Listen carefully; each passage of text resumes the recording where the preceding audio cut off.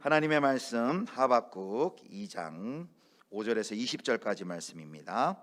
구약성경 1302쪽쯤 됩니다. 하박국 2장 5절에서 20절까지 말씀, 오늘은 공동체 성경 읽기로 말씀을 듣도록 하겠습니다. 그는 술을 즐기며 거짓되고 교만하여 가만히 있지 아니하고 스올처럼 자기의 욕심을 넓히며, 또 그는 사망 같아서 족한 줄을 모르고 자기에게로 여러 나라를 모으며 여러 백성을 모으나니, 그 무리가 다 속담으로 그를 평론하며 조롱하는 시로 그를 풍자하지 않겠느냐. 곧 이르기를 화 있을진저 자기 소유 아닌 것을 모으는 자여 언제까지 이르겠느냐. 볼모 잡은 것으로 무겁게 짐진 자여 너를 억누를 자들이 갑자기 일어나지 않겠느냐. 너를 괴롭힐 자들이 깨어나지 않겠느냐. 네가 그들에게 노략을 당하지 않겠느냐. 네가 여러 나라를 노략하였으므로 그 모든 민족의 남은 자가 너를 노략하리니, 이는 네가 사람의 피를 흘렸으며 또 땅과 성읍과 그 안의 모든 주민에게 강포를 행하였음이니라. 재앙을 피하기 위하여 높은 데에 깃들이려 하며 자기 집을 위하여 부당한 이익을 취하는 자에게 화 있을진저 네가 많은 민족을 멸한 것이 내 집에 욕을 부르며 내 영혼에게 죄를 범하게 하는 것이 되었도다. 담에서 돌이 부르짖고 집에서 들보가 응답하리라. 피로 성읍을 건설하며 불로 성을 건축하는 자에게 화 있을진저 민족들이 불탈 것으로 수고하는 것과 나라들이 헛된 일로 피곤하게 되는 것이 만군의 여호와께로 말미암음이 아니냐. 이는 물이 바다를 덮음같이 여호와의 영광을 인정하는 것이 세상에 가득함이니라. 이웃에게 술을 마시게 하되 자기의 분노를 더하여 그에게 취하게 하고 그 하체를 드러내려 하는 자에게 화 있을진저 내게 영광이 아니요 수치가 가득한즉 너도 마시고 너의 할례 받지 아니한 것을 드러내라. 여호와의 오른손의 잔이 내게로 돌아올 것이라. 더러운 욕이 내 영광을 가리리라. 이는 네가 레바논의 강포를 행한 것과 짐승을 죽인 것 곧 사람의 피를 흘리며 땅과 성읍과 그 안의 모든 주민에게 강포를 행한 것이 내게로 돌아오리라. 새긴 우상은 그 새겨 만든 자에게 무엇이 유익하겠느냐. 부어 만든 우상은 거짓 스승이라. 만든 자가 이 말하지 못하는 우상을 의지하니 무엇이 유익하겠느냐. 나무에게 깨라 하며 말하지 못하는 돌에게 일어나라 하는 자에게 화 있을진저 그것이 교훈을 베풀겠느냐. 보라, 이는 금과 은으로 입힌 것인즉 그 속에는 생기가 도무지 없느니라. 오직 여호와는 그 성전에 계시니 온 땅은 그 앞에서 잠잠할지니라. 네, 반갑습니다. 방금 담임 목사님께서 교환을 보고 필기도 하라는 말을 듣고 나서 갑자기 떠오른 건데, 저번에 피택자 교육할 때 권사님들이 제일 싫어하는 게 아무것도 안 써있는 빈칸이라고 하시더라고요. 권사님들이 꼭 가득 채워서 내용들을 꼭 넣어서 달라고 하셨는데 빈칸만 드려서 정말 죄송합니다. 오늘 같이 본 하나님의 말씀은 하박국 2장에 있는 말씀이고요. 내용이 조금 무겁습니다. 악을 행하는 자들의 운명이라는 제목으로 함께 나누려고 하는데요. 악이라는 말이 생각하면 우리가 떠오르는 사자성어가 있죠. 권선징악이라는 말이 있습니다. 이 권선징악이라는 말은 선한 것을 권하고 악을 징계한다는 의미를 담고 있고요. 이러한 사자성어들, 권선징악뿐만 아니라 많은 사자성어들은 우리의 삶에서 우리의 필요에 의해서 만들어진 것들이 대부분입니다. 즉 살아가다 보니까 이러한 것들이 꼭 필요하겠다 하는 것들이 이런 사자성어로 남겨졌고, 이것들은 우리의 선배들이 살아가면서 겪은 삶의 지혜들이 모인 집대성입니다. 어느 사자성어도 다 의미가 없는 것은 없다는 거죠. 다르게 보면 이 사자성어라는 이 단어 안에 있는 이 뜻들은 우리가 살아가다 보니까 꼭 지켜야 할 것, 사람들이 공통적으로 상식적으로 이것들은 우리가 살면서 지켜야 된다라는 것들을 모아놓은 것이라는 겁니다. 권선징악이라는 말처럼 사람들은 선한 것을 추구하고 악한 것을 근절하길 원합니다. 왜 그럴까요? 이 악한 것이 갖고 있는 힘이 우리의 공동체를 병들게 하고 무너지게 한다는 것을 사람들은 경험으로써 알기 때문입니다. 그런데 보면 사람들은 이 악한 것을 굉장히 좋아하기도 합니다. 우리 공동체에서는 악이 꼭 끊어져야 된다고 이야기하면서 특정 부류의 사람들은 이 악을 활용해서 자신의 이익을 쌓아갑니다. 왜 이런 특정 부류의 사람들은 악함을 행하면서 자신의 이익을 쌓아갈까요? 왜 악을 행하면서 이익을 쌓아가야 할까요? 그것은 악이 쉽기 때문입니다. 악행이 아주 단순하고 쉽고 또 본인의 이익을 추구할 수 있는 극대화하는 방법이기 때문입니다. 이 악행의 원리를 보면 나의 만족, 나의 즐거움, 쾌락만을 추구합니다. 즉 나만 잘 되면 된다는 거죠. 이 악행의 원리 속에는 이러한 이기심이 들어 있습니다.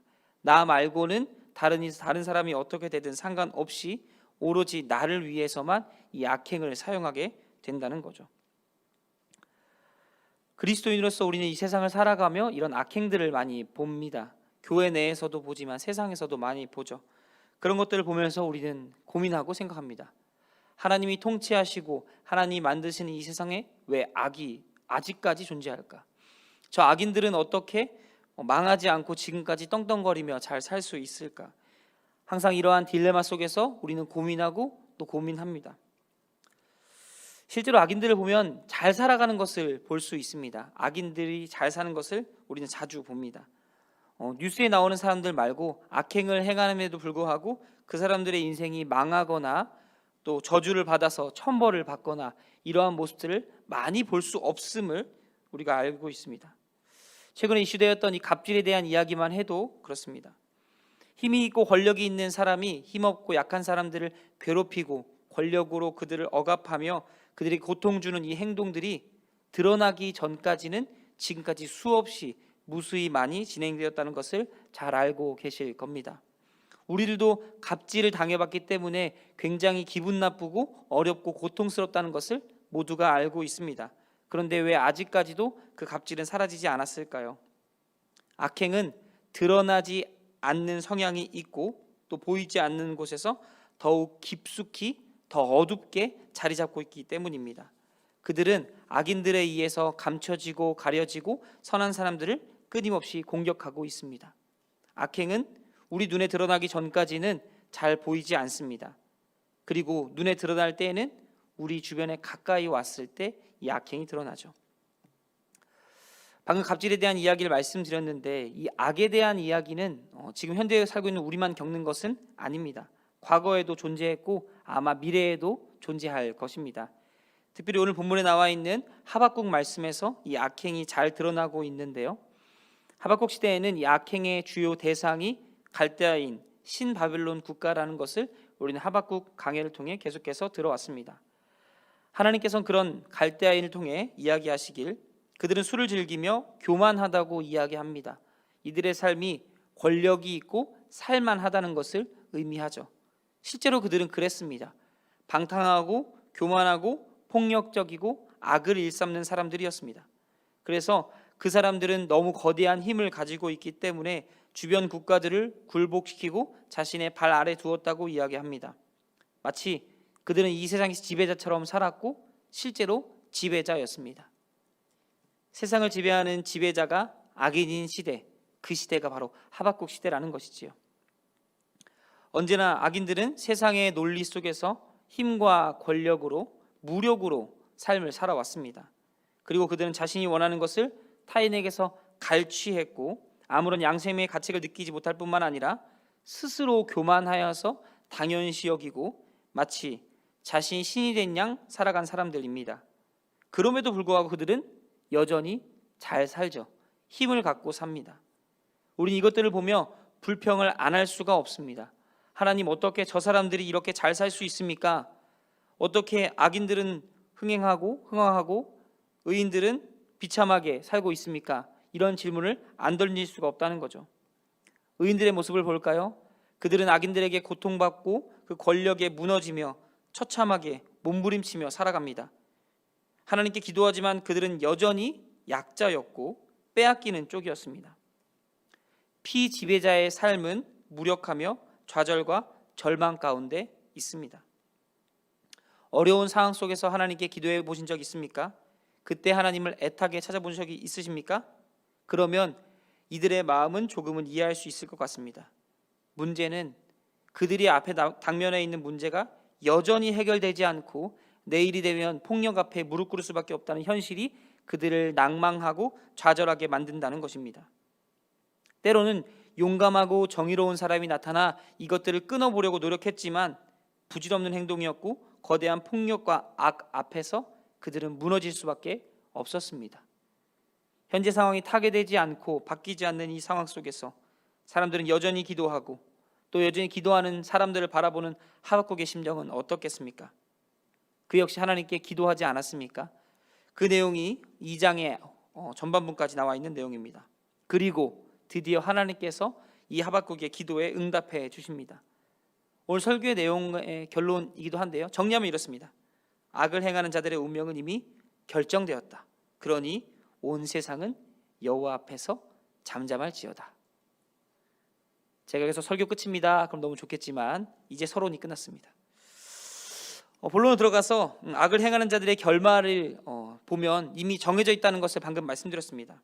하나님은 악인의 결말이 이미 정해져 있고 하나님께서는 그들을 심판하시기로 결정하셨다고 이야기합니다. 이는 하나님이 이루실 약속에 대한 확신입니다. 또 역사적인 사실입니다. 악인들은 그들이 행한 행동대로 다 결과로 받을 것입니다. 다만 악인들은 이것들을 깨닫지 못한다는 상황이 있습니다. 그들은 교만하여서 하나님의 말씀에 귀 기울이지 아니하고 들을 생각도 없는 사람들입니다. 그래서 악인들에겐 미래가 없습니다. 그들 앞에 닥칠 일에 대해서 그들은 전혀 신경 쓰지 않습니다. 오로지 어떻게 해야 조금 더 가질까? 어떻게 해야 저것을 뺏을까? 어떻게 해야 내 재산을 좀 더 불릴 수 있을까? 여기에만 관심이 있다는 거죠. 그리고 그들은 이런 악행에 대한 심판을 받습니다.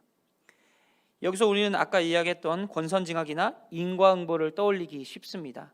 사람이 자신이 한 행동에 대해서 결과를 받는 거지라고 생각하지만 우리는 여기에 기초해서 악인들의 심판을 보지 않습니다. 악인들의 심판은 하나님이 그렇게 하기로 결정하셨기 때문에 심판받는 겁니다. 이런 사람들에 대해서 하나님께서는 화 있을 진저라고 이야기하며 5가지 유형에 대해서 설명합니다.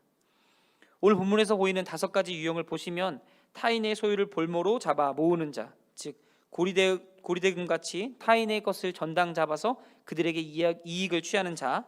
두 번째는 자신을 위하여 부당한 이익을 취하는 자라고 되어 있는데 타인을 속여서 그들의 것을 다 빼앗으려는 자들을 이야기합니다. 또 피로 성읍을 건설하는 자에 대한 이야기를 하며 당시에 있었던 바벨론의 폭제, 신바벨론의 압제와 또 그들이 이스라엘 백성들을 모아서 그들의 피와 땀으로 성을 건설하는 것을 의미하고 있습니다. 또 남을 취하게 해서 사체를 드러내려 하는 자, 타인의 판단력을 흐려 그 수치를 드러내려 하는 자들에 대해서 이야기합니다. 마지막 5번째는 우상을 만들고 숭배하는 자들에 대해서 이야기하고 있습니다. 이 5가지 유형에 대해서 하나님께서 직접 이야기하셨다는 건 뭔가 특별한 의미가 있겠죠. 또 이 5가지 유형들의 사람들이 아마 대표적인 사람들이었을 것입니다. 근데 우리는 여기서 멈추지 않고 한 걸음 더 나아가서 이 사람들이 왜 이런 악을 행했고 이 악의 원리가 어디 있는가를 더 살펴봐야 합니다. 정리하자면 그들은 하나님의 말씀을 듣지도 않고 하나님의 말씀에 어떠한 가책을 느끼지 않는 사람들입니다. 그런 사람들에게서 하나님은 화 있다고 이야기하고 있습니다. 이 악행의 본질은 하나님과 멀어짐이라고 방금 말씀드렸는데 그것은 곧 자신과 가까워지는 의미합니다. 여기서 5가지로 요약했지만 실제로 그들에게는 공통적인 죄의 문제가 있었다는 거죠. 그 죄의 근원은 이기심입니다. 5가지 화 있는 사람들은 자신의 이기심으로 똘똘 뭉쳐서 자신 외엔 타인을 보지 않고 주변에 있는 것들은 오로지 약탈의 대상, 도구일 뿐이며 그들은 이것들을 이용함에 있어서 그런 어떠한 가책도 느끼지 않습니다. 즉 하나님이 창조하신 세상에 대한 잘못된 이해로 똘똘 뭉쳐있는 사람, 하나님을 쳐다보지 않고 오로지 자신만 바라보고 있는 사람들을 악인이라고 정의할 수도 있겠습니다. 정리하자면 5가지 화 있는 사람들에 대한 이야기는 타인에게 피해를 주는 사람들을 이야기하고 있는 것을 넘어서 자신만 바라보고 있는 하나님을 무시하는 사람들을 이야기하고 있는 것입니다. 그들은 모든 인류의 보편적인 죄의 원리를 갖고 있는 사람들이고 오늘 본문에서는 신바벨론, 갈대아인을 그 예로 들고 있는 것입니다. 모든 죄악의 본질이 인류의 죄가 이기심이라고, 이기심에서 시작된다고 말씀드렸습니다. 그들은 하나님 앞에서 심판받을 것이고 이것은 당연한 순리입니다. 이 죄악의 공통적인 본질, 죄의 근원이 이기심인데 이 이기심에 대해서 다른 본문, 성경에서는 뭐라고 말하고 있는지 잠시 보려고 합니다. 오늘 본문이 아닌 누가복음 7장 31절 32절에는 이렇게 기록되어 있는데요. 제가 읽어드리겠습니다. 또 이르시되 이 세대의 사람을 무엇으로 비유할까? 무엇과 같은가? 비유하건대 아이들이 장터에 앉아 서로 불러 이르되 우리가 너희를 향하여 피리를 불어도 너희가 춤추지 않고 우리가 곡하여도 너희가 울지 아니하였다 함과 같도다. 이 이야기가 어디서 나오냐면 예수님께서 세례 요한에 대한 이야기로 설명하시다가 모든 이가 세례 요한의 세례를 받고 회개하였는데 한 특정 부류의 사람들만 세례 요한의 세례를 받지 않음을 보고 이야기한 것입니다. 그들은 바리새인과 율법 교사였습니다. 그들이 지금까지 지켜온 전통이 중요했고 지금까지 유지했던 권력과 기득권이 중요한 사람들이었습니다. 그래서 그들은 하나님의 말씀을 온전히 바라보지 못했고 지금까지 유지한 좋은 것들을 계속해서 유지해 나가려고 했습니다. 예수님께서는 그런 자들을 오늘의 비유를 통해서 이야기하고 계신 것이죠. 그들이 하는 행동 중심에는 지독한 이기심이 있었다는 것을 다시 한번 발견할 수 있습니다. 타인에게 전혀 관심 없고 자신에게만, 자신의 공동체에만 관심 있는 이 모습이 곧 우리가 하박국에서 봤던 이 죄의 근원과 닮아 있음을 볼 수 있습니다. 그렇다면 오늘 비유에서 피리와 곡하는 것에 대한 이 비유의 해석은 무엇입니까? 피리를 불면 그 소리에 맞춰서 즐거운 마음이 들어야 하고 즐거운 마음을 함께 공유하고 춤춰야 하는데 그렇지 않는다는 거죠. 그들은 피리를 불어도 춤출 마음이 없다는 겁니다. 피리 부른 사람이 기쁜 건 기쁜 거고 나는 기쁘지 않아, 나는 동조하고 싶지 않아 라고 이야기하는 거죠. 곡하는 것도 동일합니다. 곡을 한다는 것은 슬픈 일이 있다는 건데 슬픈 일을 전혀 공감하지 않고 너의 슬픔은 너의 슬픔이고 나는 슬프지 않아 라고 이야기하고 있다는 거죠. 타인의 슬픔이나 기쁨에는 공감은커녕 관심도 없는 이 지독한 이기심. 이 이기심은 여기서 끝나지 않고 비정함으로 발전합니다. 사도 바울은 이 비정함에 대해서 디모데에게 권면하고 있는데요. 디모데후서 3장 1절부터 5절에 이렇게 기록되어 있습니다. 역시 제가 읽어드릴게요. 너는 이것을 알라. 말세에 고통하는 때가 이르러 사람들이 자기를 사랑하며 돈을 사랑하며 자랑하며 교만하며 비방하며 부모를 거역하며 감사하지 아니하며 거룩하지 아니하며 무정하며 원통함을 풀지 아니하며 모함하며 절제하지 못하며 사나우며 선한 것을 좋아하지 아니하며 배신하며 조급하며 자만하며 쾌락을 사랑하기를 하나님 사랑하는 것보다 더하며 경건의 모양은 있으나 경건의 능력은 부인하니 이 같은 자들에게서 내가 돌아서라. 듣기만 해도 마음이 답답하지 않습니까? 어쩜 이렇게 사랑의 모습은 하나도 없고 스스로에게 집중하는 모습이 나타나는지. 그런데 바울은 이 이야기를 말세의 때라고 이야기합니다. 그리고 마지막 5절에는 경건의 모양은 있으나 경건의 능력은 부인하는 자들이라고 이야기하고 있습니다. 이 이야기는 하나님을 모르는 사람들의 이야기가 아닙니다. 하나님을 알고 경건하다고 말하는 사람들의 이야기라는 거죠. 근데 그들의 중심에는 하나님은 없고 지독한 이기심, 나만 남아있는 사람들을 이야기하고 있는 것입니다. 그들은 자기만 사랑하고 재물을 사랑하고 무정하고 남들을 모함하며 하나님보다 자신의 쾌락을 사랑하는 자들이라고 바울은 이야기하고 있는 것입니다. 교회 내에 신앙이 있는 것처럼 살아가지만 실제로 신앙이 없는, 하나님이 없는 사람들에 대한 경고입니다. 지금까지 했던 말씀 중 악행을 행하는 자들을 정리하면 이렇습니다. 불신자든 신자든 다 본질적인 죄의 근원, 이기심으로부터 자유로울 수 없음을 뜻하고 있다는 것입니다. 하박국에 나타난 갈대아인들로부터 시작해서 예수님 시대의 사람들, 바리새인 율법 교사들, 또 바울이 말하는 경건의 모양은 있으나 경건의 능력을 부인하는 자들, 그리고 지금 현대를 살아가는 우리들 주변에도 여전히 이런 사람들은 있습니다. 어떤 이들은 이것들을 보며 이 악행을 이용해도 된다고 타협하는 사람들이 있습니다. 그들은 하나님께서 정하신 법을 요리조리 피해가며 하나님께서 하지 말라는 것들에 대해서 나름 타협하고 그것들을 통해 이익을 취득하는 자들입니다. 그들은 여전히 타인에게는 비정하고 무정한 모습을 보이지만 하나님을 사랑한다는 탈을 쓰고 이 세상을 살아가고 있는 자들도 여전히 존재합니다. 이런 절망적인 상황 속에서 우리는 무엇을 발견할 수 있을까요? 그냥 악인들이 있으니까 우리는 당하고 선한 사람들은 피해를 보고 의인들은 여전히 고통받으며 살면 된다, 이것을 이야기하는 것일까요? 오늘 본문이 이야기해주는 분명한 결론 두 가지가 있습니다. 그 분명한 결론을 시편 37편에서 다루고 있는데요, 시편 37편 1절 2절에는 이렇게 기록되어 있습니다. 악을 행하는 자들 때문에 불평하지 말며 불의를 행하는 자들을 시기하지 말지어다.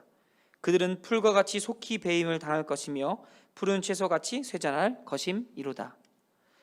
악인들을 보며 불평하는 것은 사라질 허무할 영광을 사모하는 것과 같습니다. 아무런 의미 없는 것에 마음을 둔다는 거죠. 그들을 향해 불평, 불만하고 항상 그들을 시기하는 마음을 갖고 있는 것은 우리에게 어떠한 유익을 줄 수 없다는 것입니다. 그들의 때는 풀과 같이 때가 되면 사라져버릴 것이고 푸른 채소와 같이 그 싱싱함을 오래 유지하지 못할 것이라고 성경은 이야기합니다. 악인의 세상은 영원하지 못하고 하나님의 심판의 때에 멸망할 것입니다. 이것이 첫 번째 원리입니다. 두 번째 원리는 하나님께서는 이것들에 대해서 침묵하지 않다는 것입니다. 하나님께서는 악인에 대해서 침묵하지 않으십니다. 그저 우리는 때가 되기를 기다려야 합니다. 악인의 죄악이 무르익기를 하나님께서는 기다리고 계시고 도리어 하나님께서는 그 악인들이 심판을 때에 회개하고 돌아오기를 기다리고 계실 수도 있습니다. 그러니 우리는 이런 하나님을 신뢰하며 이 세상을 살아가야 할 것입니다. 시편 37편 7절은 이렇게 기록되어 있는데요, 여호와 앞에 잠잠하고 참고 기다리라. 자기 길이 형통하며 악한 꾀를 이루는 자 때문에 불평하지 말지어다. 계속해서 하나님께서는 이렇게 이야기하고 계십니다. 때가 되면 그들을 심판할 것이니 너희들은 불평하지 말고 잠잠하여 나를 바라보라. 그런데 이 이야기가 하박국에 나와 있는 2장 20절의 말씀과도 굉장히 유사하지 않습니까? 오직 여호와는 그 성전에 계시니 온 땅은 그 앞에서 잠잠할지니라 하시니라. 하나님은 영원히 변치 않으시는 분으로 언제나 높은 그 자리에 계십니다. 그분은 지켜보시고 기다리시고 심판하실 것입니다. 이를 통해 의인들이 어디로 가야 할지 방향성이 조금 보이는 것 같습니다.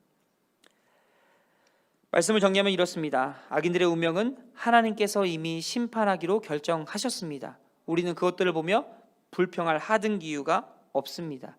우리는 온전히 하나님께서 하실 일을 기대하며 묵묵히 이 세상을 살아가기만 하면 됩니다. 그들에겐 미래가 없고 우리에겐 미래가 있습니다. 그들에겐 생명이 없고 우리에겐 생명이 있습니다. 비록 그들을 볼 때마다 마음이 답답하고 억울할지라도 여전히 살아계셔서 우리와 함께 하시는 하나님이 정의를 행하시고 공의를 행하실 그때를 기대하시길 부탁드립니다. 하나님께서 함께 하심으로 악인에 대해서 불평하지 않고 하나님을 보고 위로받으며 악인의 일시적인 형통보단 영원한 형벌을 두려워하고 또한 영원한 생명을 소망하며 이 땅 가운데 하나님을 의지하며 살아가는 모든 성도님들 되시길 간절히 소원하겠습니다.